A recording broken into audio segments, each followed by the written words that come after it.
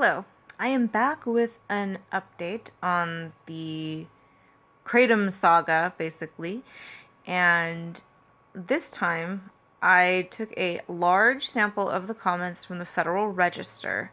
I took 300 comments, the latest 300 comments. I read 300 comments, it's true. I did some fine-grained statistical analysis so that I could get some numbers as far as who's for and against a ban on kratom and any trends that I could pick up as far as the data. So you will be encouraged to know that in this larger sample size of 300, 96% of the comments were against a ban on kratom. That's right, 96%. And only 2% were for a ban on kratom. And the other 2% were neutral or non sequitur. For example, somebody made a comment, and I'm paraphrasing here, but said something like, "It's a beautiful day. I love making public comments," with absolutely no leaning one way or the other. So there was a few comments that were like that. So 96% is a wonderful number. I think we should all be very happy and proud and encouraged.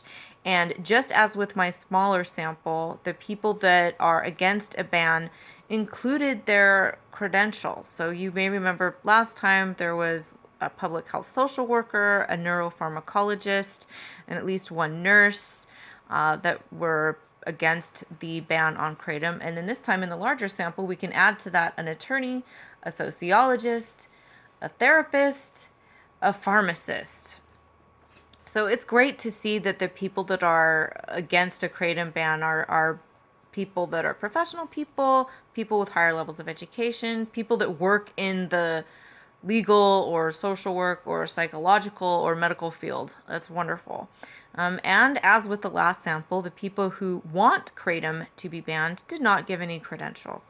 But one thing I did notice a trend, and I did want to comment upon this, is that the people that were for a kratom ban, many of them were because they had a loved one, a family member, that was, number one, young, under 21, and number two, had a history of addiction and told their family that they were taking kratom, and then these people were acting in ways indicative of somebody with a very bad drug problem. So, these people were lying, stealing, getting violent, isolating themselves socially, getting paranoid, and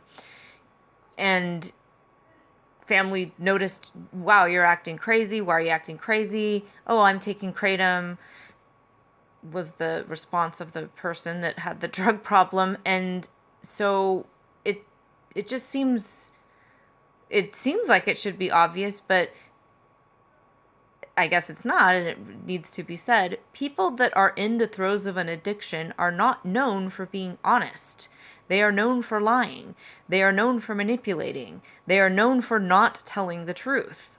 And so, and especially these people, in two out of the 6 cases, which is 1/3 of the entire cases where people were wanting kratom banned, they were also young. They were 20 years old. Both of them happened to be exactly 20. The person that had the drug problem. So I think that it's ridiculous to overlook the fact that you are buying the word of somebody with a drug problem. If you are a heroin addict or a cocaine addict or a methamphetamine addict, and you've been busted, you've been caught, your family knows you have this problem, and then you say that you want to stop, or you go into rehab or whatever, but you keep doing those drugs, I mean, of course you're not going to admit it. You're going to tell your family you're doing something else. "Oh no, I'm just doing kratom. No, I'm not doing coke. I'm not doing meth. I'm not doing heroin anymore." I had someone in my family, it was very sad and unfortunate, but he had a heroin problem. He got off of heroin, and then he started doing heroin again, but he told everybody he was just using marijuana because marijuana is much more acceptable and family wouldn't be mad at him for using marijuana. But he wasn't just using marijuana. He was also using heroin. And so Kratom, of course, is totally legal and totally available, and most people's families are not going to be mad if you tell them that you're taking taking Kratom instead of taking whatever drug you had a problem with before.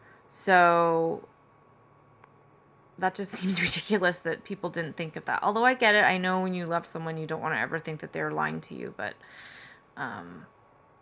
you have to be realistic. You don't want to base your stance on Kratom on something your 20-year-old addicted son or daughter or niece or whatever told you.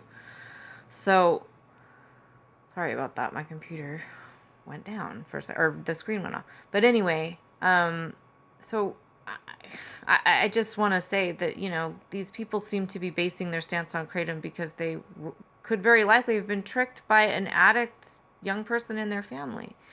And again, they were both 20. There's nothing wrong with 20-year-olds. I was a 20-year-old. I love 20-year-olds. Hopefully everybody lives to be at least 20 years old and far beyond that. But both of the people that had these strange behaviors and attributed it to Kratom or told their family they were on Kratom were 20. So as in my last video, restrict the use to 21 and over, and 1/3 of the people that had a problem with Kratom maybe wouldn't have had the problem, according to the comment section on the registry.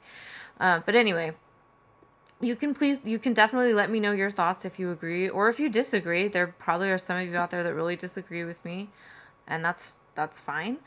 I'm gonna leave a link below so that if you haven't made a comment on the Federal Registry about Kratom, you can.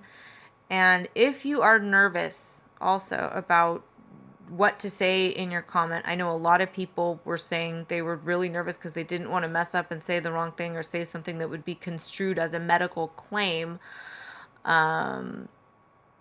The American Kratom Association is happy to review your comment before you send it in to give you tips on how to word it correctly.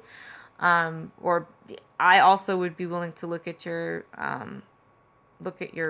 comment. You can email it to me and I can help you word it in the appropriate way. I know sometimes it can be scary to figure out what's the exact right way to say something. So, but please do comment. I would advise doing it by November 15th because sometimes there's a lag in getting the comments up. Don't let fear hold you back from commenting.